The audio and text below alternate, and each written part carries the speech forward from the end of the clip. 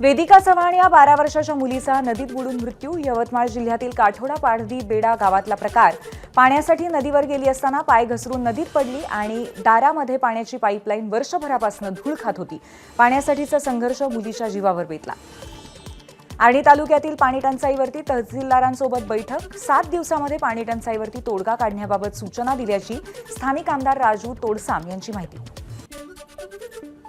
बीडच्या अंबेजोगाईत एका महिला वकिलाला सरपंच आणि त्याच्या साथीदारांकडून जबर मारहाण.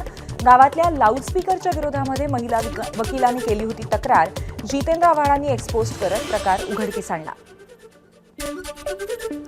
गावात असलेल्या मंदिराच्या भोंग्याचा आवाज कमी करण्यावरनं वाद. यानंतर अॅडव्होकेट ज्ञानेश्वरी अंजान यांनी पोलिसांकडे तक्रार केली. याचाच राग मनात धरून मारहाण. पीडित ज्ञानेश्वरी अंजान यांची माहिती.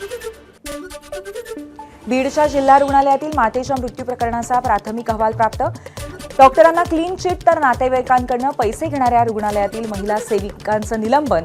2 स्टाफ नर्सचीही उचलबांगडी. नाशिकमध्ये पोलिसांवर दगडफेक प्रकरणी एमआयएम शहराध्यक्ष मुख्तार शेखला अटक. शेखला रात्री उशिरा अटक केल्याची एसीपी मिटकेंची माहिती.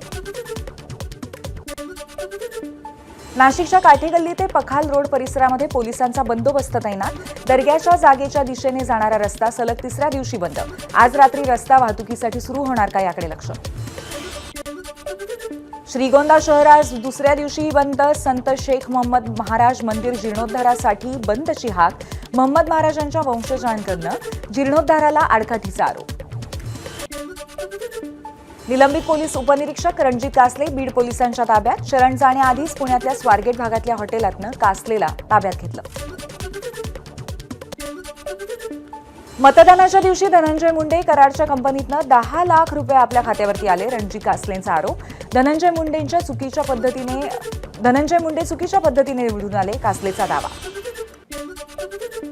बोगस शिक्षक घोटाळा प्रकरणामध्ये आणखीन एकाला अटक. गोंदियातील बनावट कागदपत्र तयार करणाऱ्या महेंद्र म्हैसकरला अटक. शिक्षक घोटाळा प्रकरणातील अटकेतील आरोपींची संख्या 6 वर.